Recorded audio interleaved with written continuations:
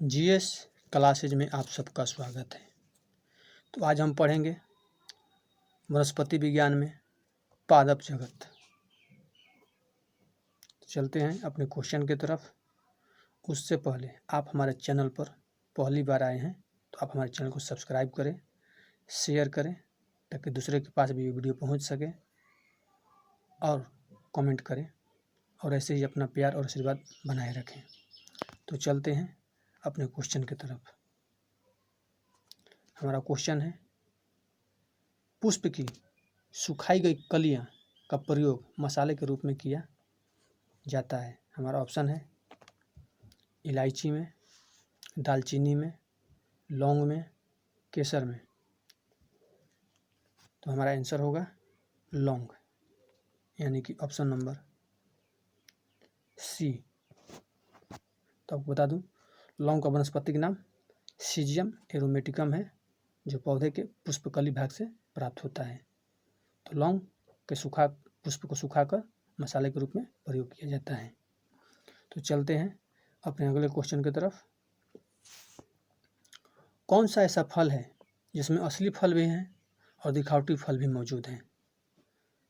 हमारा ऑप्शन है केला, बादाम, काजू, आम।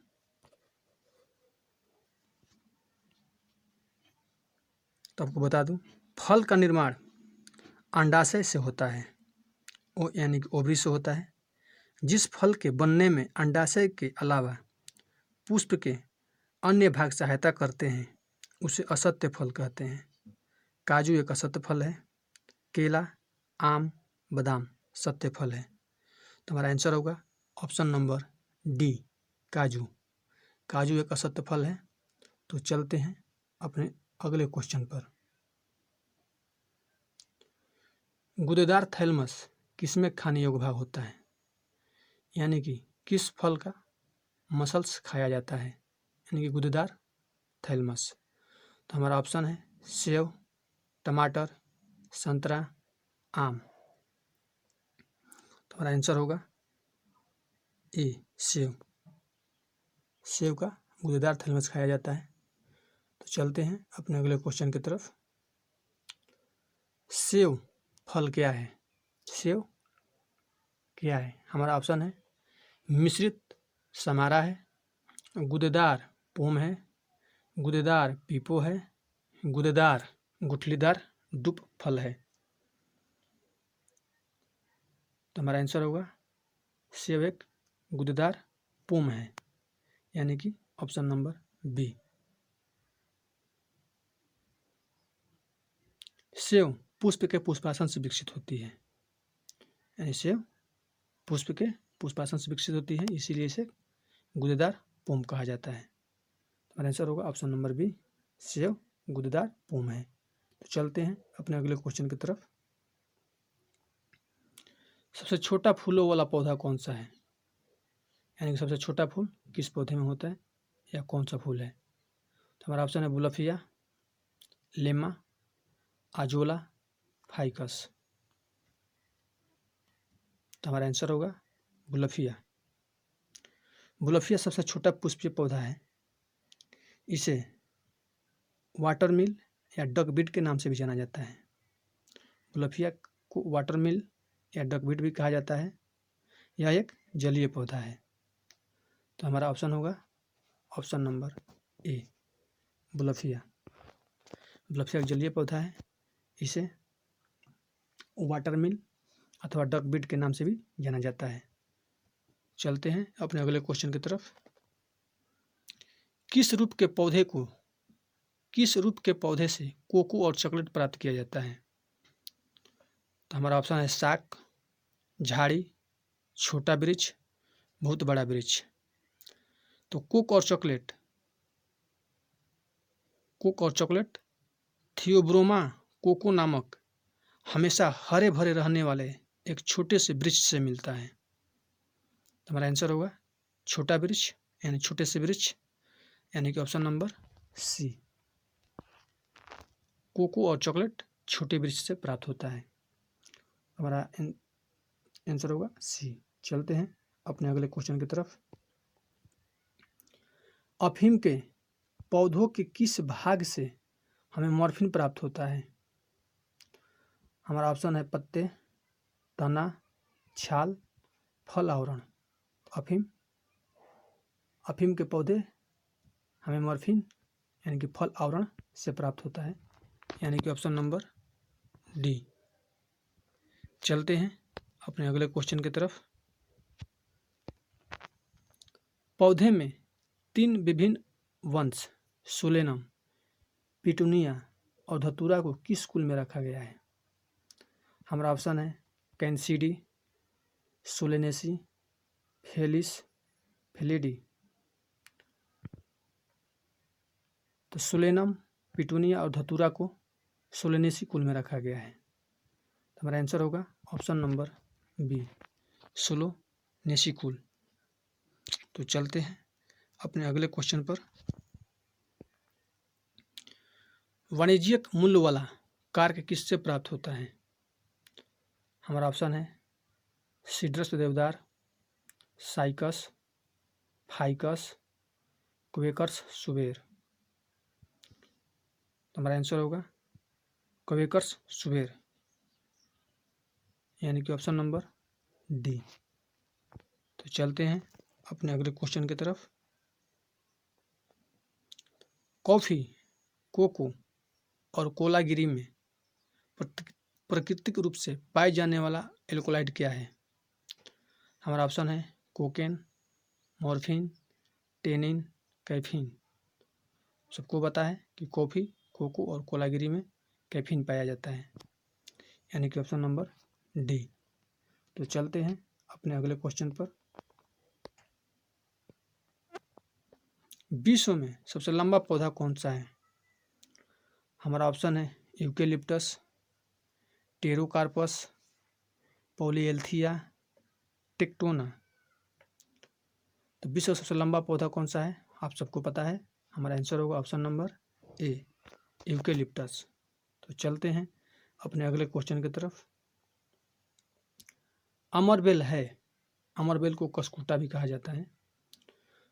तो हमारा ऑप्शन है आंशिक तना परजीवी, पूर्ण तना परजीवी, आंशिक मूल परजीवी, पूर्ण मूल परजीवी। अमरबेल प्रारंभ में जड़ युक्त होती है, परंतु पूर्ण तना परजीवी होने के पश्चात यह जड़ विहीन हो जाती है, इसमें जड़ खत्म हो जाती है। इसके द्वारा उत्पन्न चुस्कांग होस्ट पौधे के अंदर प्रवेश करके जाइलम तथा फ्लोएम से संबंधित स्थापित करता है। तो हमारा आंसर होगा पूर्ण तना परजीवी, यानी कि ऑप्शन नंबर बी। तो चलते हैं अपने अगले क्वेश्चन की तरफ। हमारा क्वेश्चन है कुनैन एक पादप से प्राप्त की जाती है। ये पादप के किस अंग से यह औषधि प्राप्त होती है? कुनैन एक पौधा से पाया जाता है। आपसे पूछा गया कि पादप के किस अंग से यह औषधि प्राप्त की जाती है? हमारा ऑप्शन है पत्तियां, फल, जड़, तने या शाखाओं के छाल। तो हमारा आंसर होगा कुनैन सिंकोना के छाल से पाया जाता है, सिंकोना नामक वृक्ष से, यानी कि ऑप्शन नंबर डी। तो चलते हैं अपने अगले क्वेश्चन की तरफ। तो कुनैन मलेरिया के इलाज में प्रयुक्त होती है। तो चलते हैं अपने अगले क्वेश्चन की तरफ। चमड़ा उद्योग में पौधे से प्राप्त होने वाली किस औषधि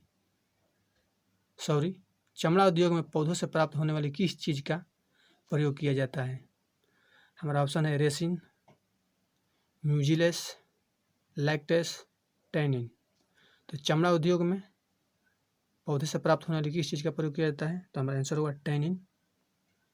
चमड़ा उद्योग में प्रयोग किया जाता है उसे सफाई करने के लिए। तो हमारा आंसर होगा ऑप्शन नंबर डी, टैनिन। चमड़ा उद्योग में टैनिन का प्रयोग किया जाता है। निम्नलिखित में से कौन सी जड़ें नहीं खाई जाती? आपको बताना इनमें से किसका जड़ नहीं खाया जाता है। हमारा ऑप्शन है गाजर, टेपियोका, मूली, गेहूँ। आप सबको पता है कि गेहूं का जड़ नहीं खाया जाता है, उसका फल खाया जाता है जो ऊपर फरता है। तो हमारा आंसर होगा ऑप्शन नंबर डी, गेहूं। प्याज में खाद्य भाग है, प्याज का कौन सा भाग खाया जाता है? हमारा ऑप्शन है पत्ता, जड़, तना, पुष्प। आप सबको पता है कि प्याज का तना खाया जाता है, यानी कि हमारा option number C right answer होगा। तो चलते हैं अपने अगले क्वेश्चन की तरफ। किसी वृक्ष को अधिकतम हानि निम्न में से कैसे पहुंचाती है, कैसे पहुंचती है? आपका ऑप्शन है उसकी पत्तियों में से आधी का नाश, सभी पत्तियों का नाश, उसके आधी शाखाओं का नाश, उसके छाल का नाश। आपको बताना है किसका नाश करेंगे तो एक वृक्ष को अधिकतम हानि पहुंचेगी। तो हमारा आंसर होगा ऑप्शन नंबर डी, वृक्ष के छाल का नाश कर दिया जाए तो वृक्ष की अधिकतम हानि होती है, यानी कि ऑप्शन नंबर डी। किसी वृक्ष के अधिकतम हानि तब पहुंचती है जब उसकी छाल का नाश हो जाता है। छाल के नाश होने से वृक्ष के फ्लोएम ऊतक का अभाव हो जाता है, यानी फ्लोएम ऊतक कम होने लगते हैं, जिससे खाद्य परिवहन की क्रिया बाधित हो जाती है, यानी बंद पड़ जाती है। इसीलिए वृक्ष की सबसे अधिक हानि कब होगी? जब उसकी छाल का नाश हो। तो चलते हैं अपने अगले क्वेश्चन की तरफ। पौधे के ऊतक कितने प्रकार के होते हैं? आपको बताना है कि पौधे में ऊतक कितने प्रकार के होते हैं। तो हमारा ऑप्शन है 3 प्रकार के, 2 प्रकार के, 5 प्रकार के या 6 प्रकार के। तो आपको बताना है कि पौधे में ऊतक कितने प्रकार के होते हैं। तो हम बता दूं कि आपको आंसर होगा ऑप्शन नंबर ए 3। पौधे में ऊतक 3 प्रकार के होते हैं। पहला है सरल ऊतक, दूसरा जटिल ऊतक और तीसरा विभाजितीय ऊतक। तो मृदु ऊतक, स्थूलकोण ऊतक तथा दीर्घ ऊतक ये सरल ऊतक के प्रकार हैं। जाइलम और फ्लोएम जटिल ऊतक के प्रकार हैं और विभाजीय ऊतक विभाजीय ऊतक का प्रकार है। तो हमारा आंसर होगा 3। पौधे के ऊतक 3 प्रकार के होते हैं, एक जटिल, दूसरा सरल और तीसरा विभाज्य ऊतक। तो चलते हैं अपने अगले क्वेश्चन की तरफ।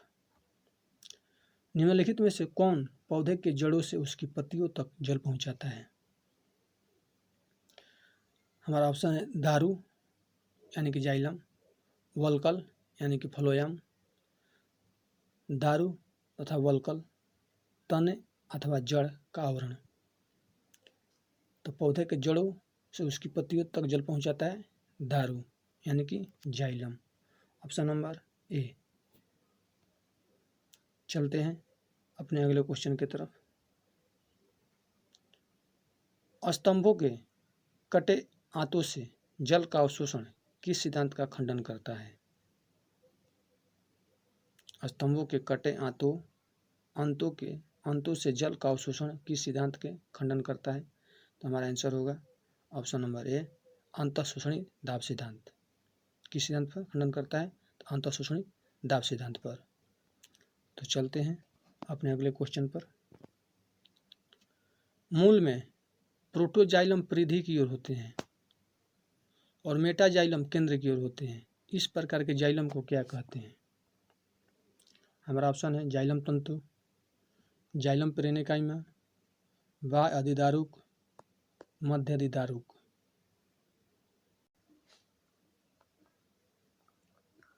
तो आपको बता दूं, जब प्रोटोजाइलम परिधि की ओर तथा मेटाजाइम केंद्र की ओर होते हैं तो यह स्थिति बाह्य अधिदारुक या एक सार्क कहलाती है। तो हमारा आंसर होगा बाह्य अधिदारुक यानी कि ऑप्शन नंबर सी।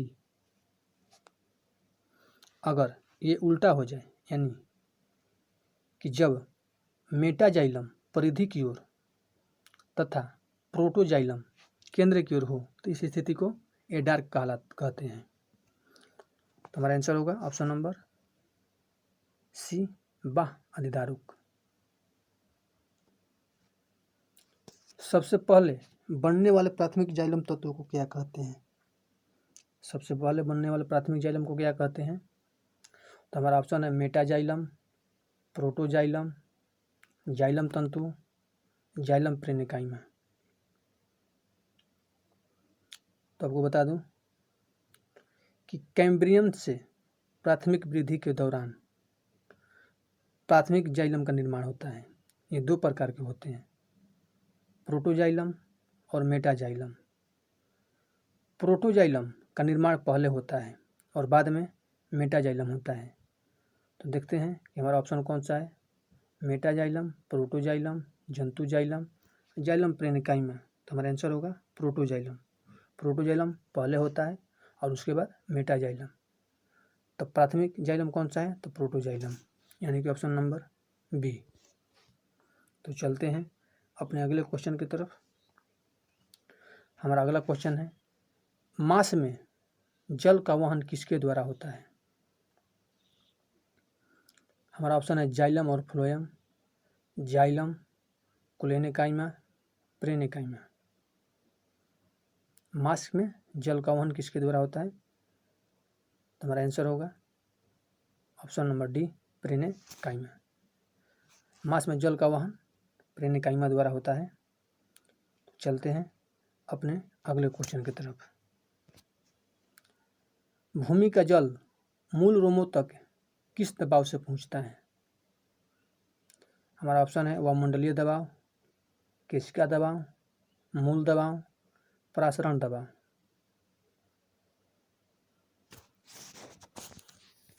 तो आपको अपना आंसर बताना है। हमारा आंसर होगा ऑप्शन नंबर डी, परासरण दबाव। चलते हैं अगले क्वेश्चन की तरफ। धनिया में उपयोगी अंश होते हैं। आपको बताना है कि धनिया में उपयोगी भाग कौन कौन से हैं।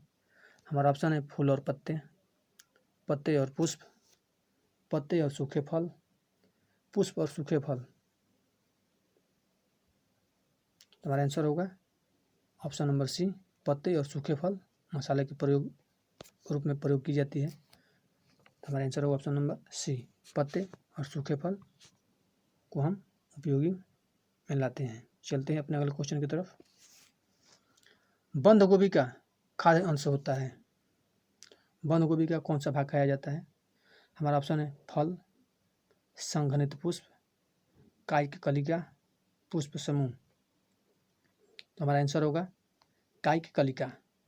बंद गोभी का कायिक कलिका खाया जाता है, यानी कि ऑप्शन नंबर सी।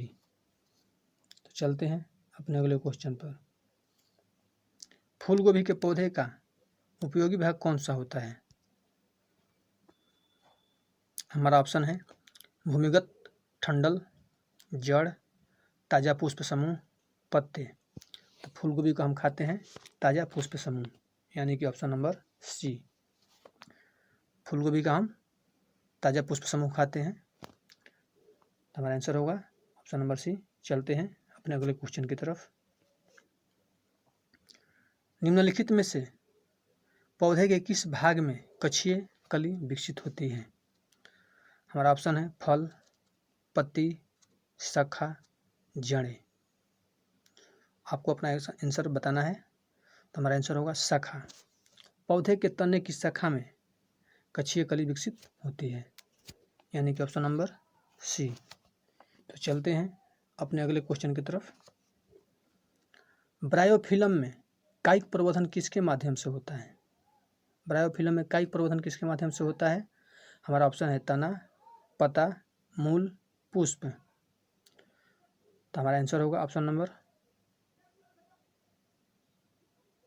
पत्ता, यानी कि ऑप्शन नंबर बी। ब्रायोफाइलम में कायिक प्रवर्धन पत्तों से होता है। यह क्रेसुलेसी कुल के रसीली उष्णकटिबंधीय जड़ी बूटी है। ब्रायोफिल्म क्या है? एक जड़ी बूटी है जो पत्तों से प्राप्त होती है और पत्ते से ही कायिक प्रवर्धन के माध्यम से होता है। चलते हैं अपने अगले क्वेश्चन की तरफ। अवस्तंभ मूल पाए जाते हैं।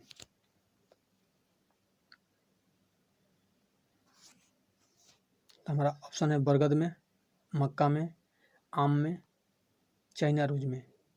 अवस्तंभ मूल पाए जाते हैं मक्का में, यानी कि ऑप्शन नंबर बी।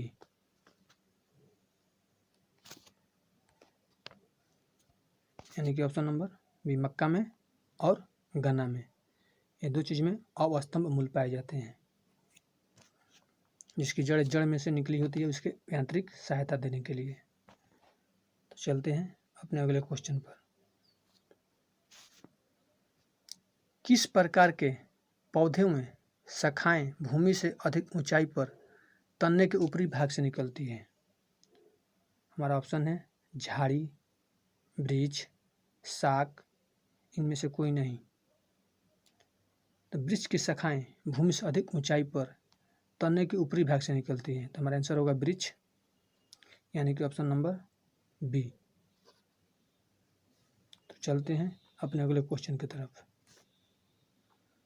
साइकस के प्रवाल मूल किसमें सहायक होते हैं?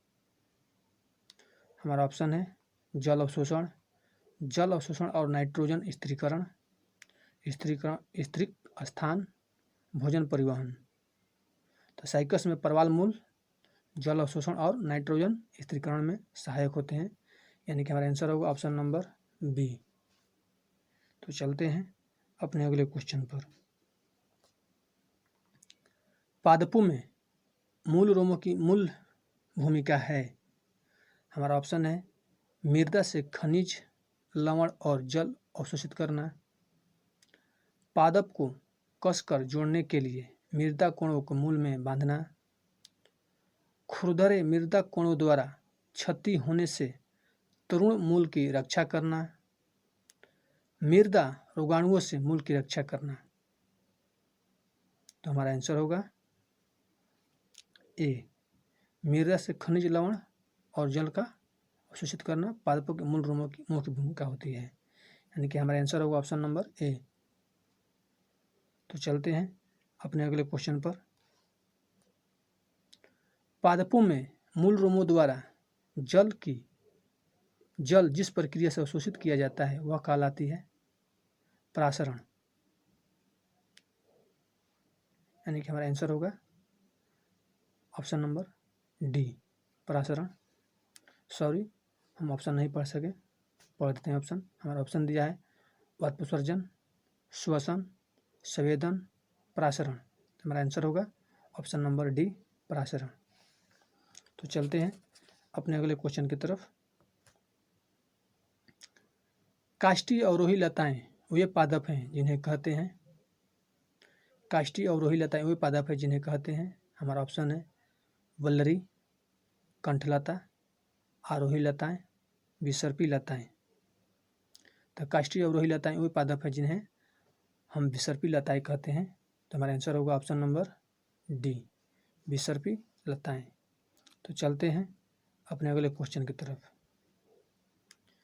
यदि कोशिका के आसपास का माध्यम एक अल्प परासरण दाबी विलयन है तो कोशिका संभवतः, हमारा ऑप्शन है फूलेगी, माप में स्थिर रहेगी, सिकुड़ेगी, और चौथा ऑप्शन कोई विकल्प सही नहीं है। हमारा आंसर होगा ऑप्शन नंबर ए। यदि कोशिका के आसपास के माध्यम का एक परासरण दाब विलयन है तो कोशिका संभवतः फूलेगी, यानी कि ऑप्शन नंबर ए हमारा राइट आंसर होगा। तो चलते हैं अपने अगले क्वेश्चन की तरफ। पके हुए टमाटर में लाल रंग किसकी उपस्थिति के कारण होती है? हमारा ऑप्शन है पर्णहरित यानी क्लोरोफिल, कैरोटीनाइड, हार्मोन, विटामिन। आप सोच रहे होंगे कि इसमें लाइकोपिन नहीं दिया हुआ है, तो हमारा आंसर होगा ऑप्शन नंबर बी, कैरोटीनाइड, यानी कि ऑप्शन नंबर बी। टमाटर, लाल मिर्च और तरबूज में गहरा लाल रंग लाइकोपिन के कारण होता है। लाइकोपिन एक कैरोटीनाइड है, तो हमारा आंसर होगा कैरोटीनाइड। लाइकोपिन क्या है? तो एक कैरोटीनाइड है, तो हमारा आंसर होगा कैरोटिनॉइड यानी कि ऑप्शन नंबर बी।